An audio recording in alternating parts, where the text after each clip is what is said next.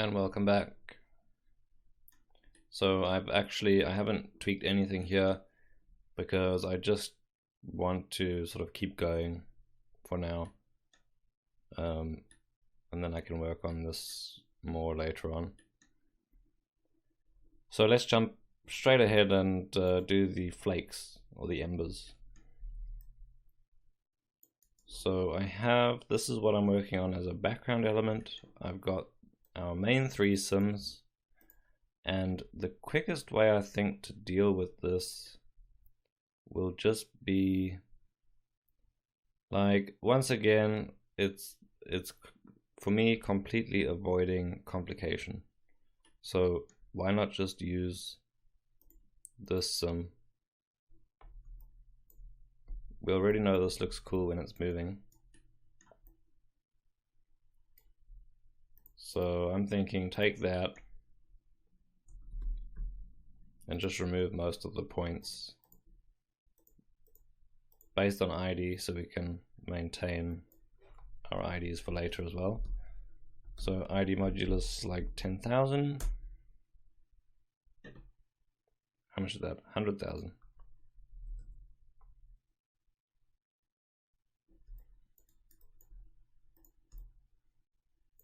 Yeah, let's go with that, 1,000 for now. I'll probably end up writing this out because it will be super quick to work with it, but for now, let's just keep moving on. So just by removing most of the points, we have a sim that could be used as embers.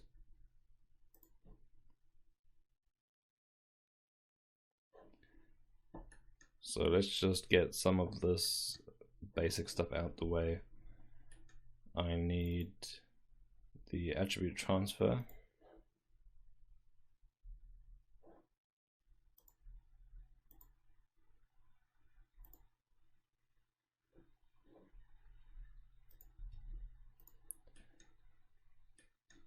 To make sure that our embers appear and animate the same as the rest of the portal. And I'll take this position as well.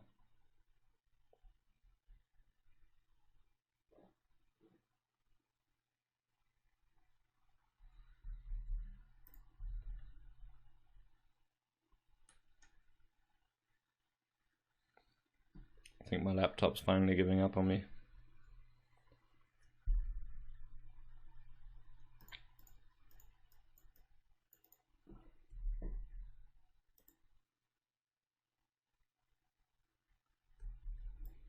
Okay. And then I could add, well, before this I could actually add a transform here and just sort of do a different rotation on it, maybe scale it on Y so that the embers feel like they're falling into the room more. And then this is where I'm going to, I'll put down a null and we can jump into another geo. So just quickly a recap on how I'm planning to split this up. Basically, because all of these layers are supposed to be part of the same effect, it makes sense that they're together in this geo, so I can jump between the different lanes. And same with this one, which will be portal D. But now this I'm considering as a completely separate element. I'm not a huge fan of, say, opening up someone's setup and you see like this huge network here, maybe another one here, and then they combining and channel referencing all over the place. But for me, this makes sense. So these are all to form the same effect. And now I'm kind of using the same sim and just editing it slightly here, and that's like my checkpoint. I can jump out, put down a new geo.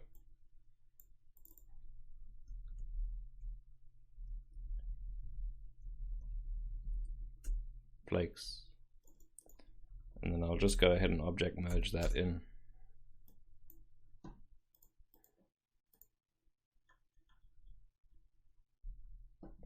If I can find it. There we go. So there's our flakes.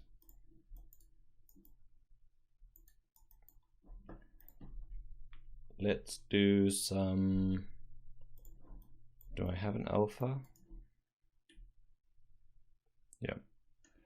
So let's do a couple of wrangles here quickly just for P scale. So I'm just going to switch the viewport onto disks.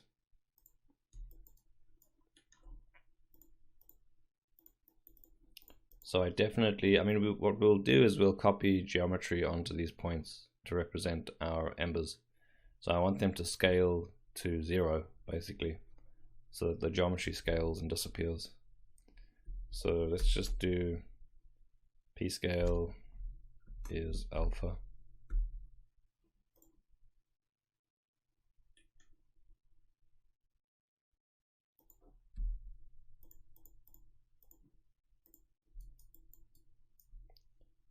Is that working?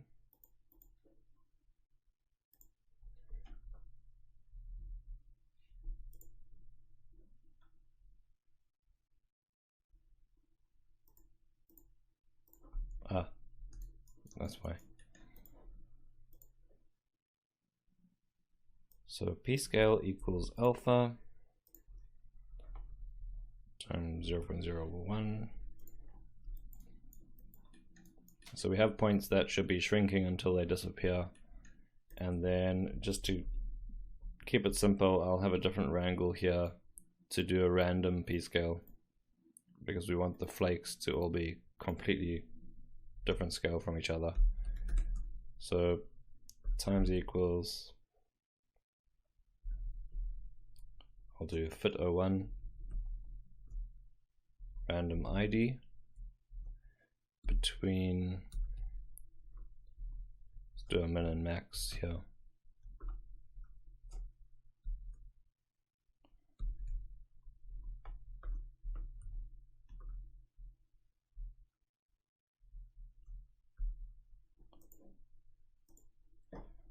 Alright, so where's my min? Oh, max and max. Min and max.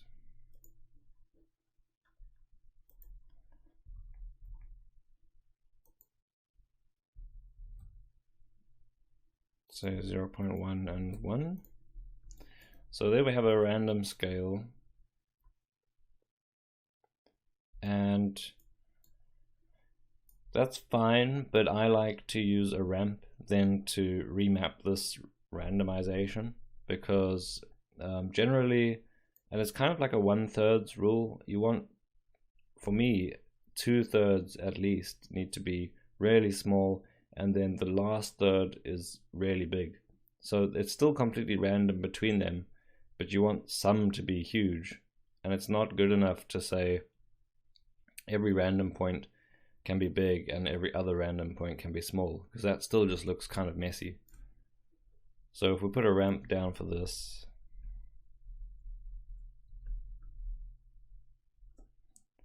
so we'll call that scale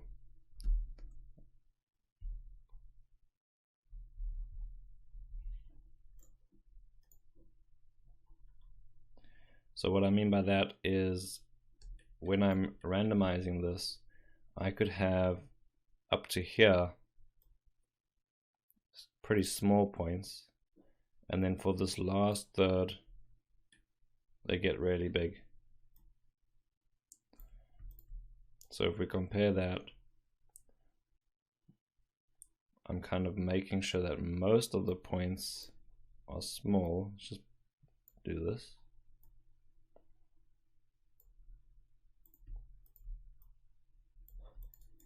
Most of the points are actually small, and then just a few of them are really big.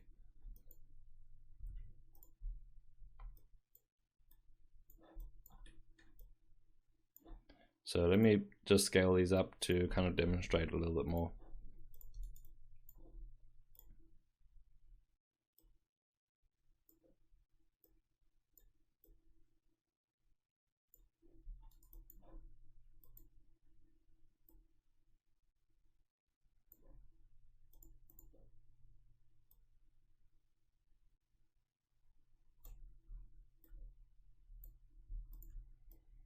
So it gives you a lot of room to kind of get the exact look you're after. So for the most part, lots and lots of small ones, and then a few big ones. So something like that.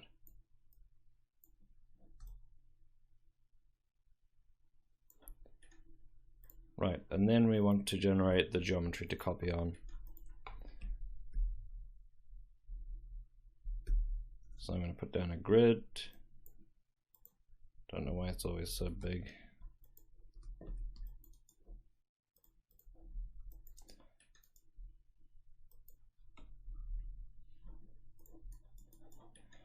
Scatter some points here.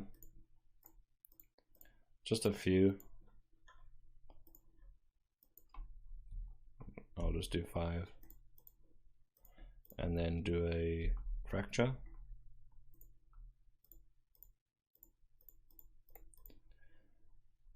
So this gives us 5 pretty differently shaped pieces of geo and a name for each one, which is useful. So I'll go down and throw a for each, because for each one of these we want to maybe put a mountain down, deform it slightly, and transform it back to the origin, because we're going to copy stamp this geometry onto these points. So each one should be at the origin.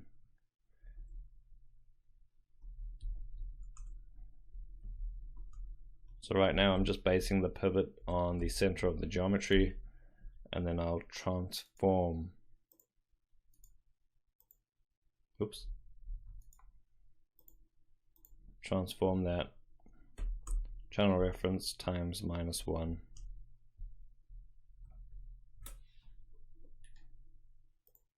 So here each one is deformed slightly and then moved to the origin.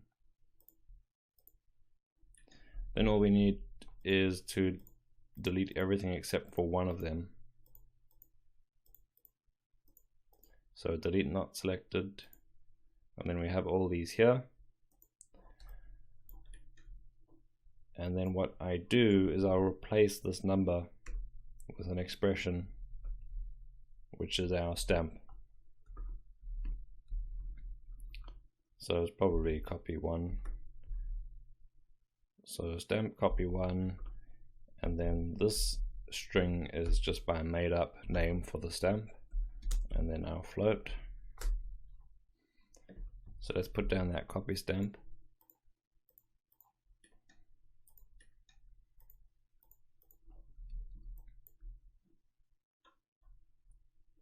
And why don't I see anything? Maybe it's just too small.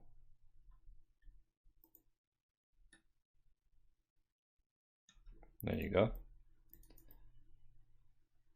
So there's some flakes, but these are now copying just the same piece 0. So here in the stamp, enable stamp inputs, I need to call that switch. And here I'll do a fit again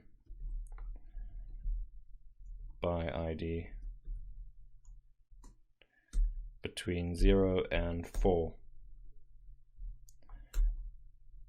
And that's because our name primitives are, there's 5 of them, but it's named 0 to 4. So what I'm doing is replacing that number with our stamp. And it's not working now because this needs to be an integer. I mean, technically it is an integer, so I don't know why it complains, but it's like you need to force it to be an integer. There we go. So that should be picking up a random one of these and copying it on there, and also basing the scale off of our ramped p-scale here. So that's kind of, I'm pretty sure that's going to do the trick. I mean, we could have done a custom sim where we add vect flakes into the room, but I mean, all we really need, and and it's not like it's going to look like one of the layers we have, because we are scaling it down as well. So I think this is good enough, and then the flakes are going to shrink and disappear. So we might need to do something interesting with the shader. So just thinking about that now quick, if I put down a matte net here, what we could do is I could put a rest on the grid. So we have a rest position. So I could put down a noise in the shader, and that noise is not going to, the flakes aren't going to move through the noise, because I can base the noise on the rest. So as an example, I'll put down another principled.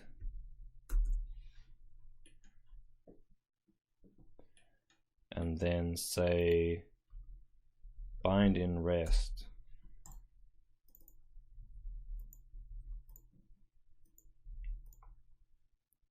Which is a vector.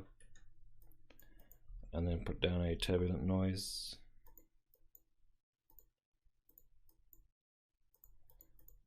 So I'm actually just going to make a new mantra quick so we can have a look at this close up.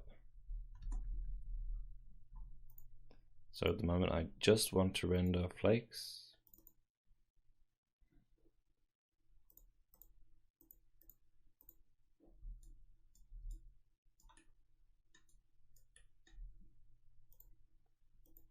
Let's see if this works. I'll use scene view flakes.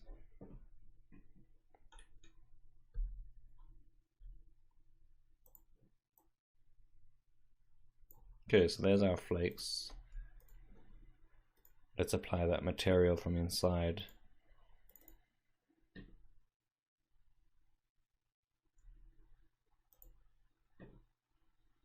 So nothing much to see there.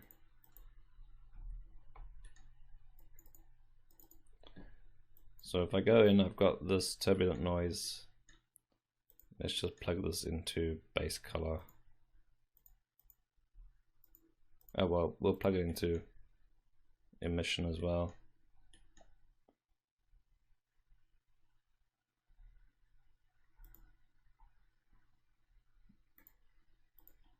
Plug it into opacity.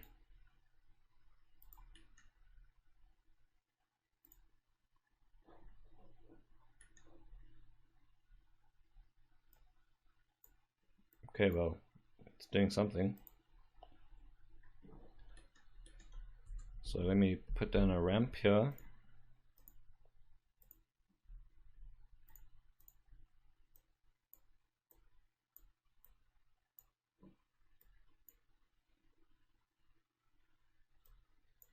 Okay, so you can see what I'm confident in is that because I'm using rest instead of position to base this noise on, the noise will stick to each piece. So that's why I'm doing that. And then here I just, I can mess around with this render view open to get an interesting flake kind of pattern on each one of those geometries.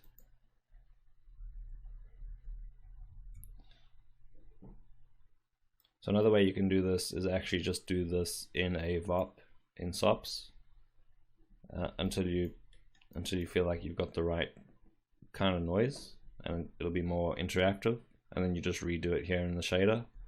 Or like me, you just jump straight into the render view and start messing around. But you can see something like that will give you an even more detailed ember than just using the geometry itself. So I mean, that doesn't look too bad actually. It doesn't look like we've copied the attributes from the point cloud, because our alpha should be coming from that. So we'd probably want to, take this result, multiply it by the alpha attribute. Although they do shrink until they do shrink based on the alpha, so we might not need to do that. and we want a nice emission color that matches the rest of our effect.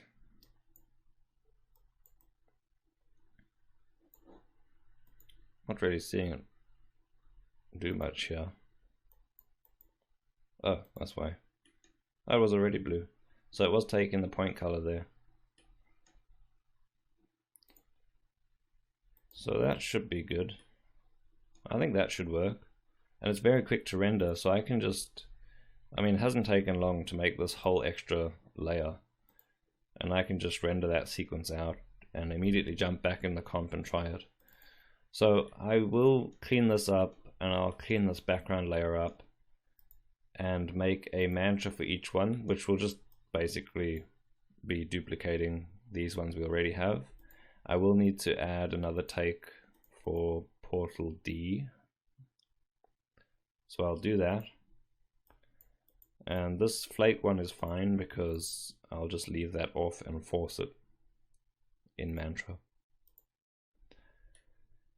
So when we come back in the next video, I'll have a quick recap if I've changed anything major, and hopefully I've probably rendered those 2 additional layers out and we can take a look at the comp. So see you then.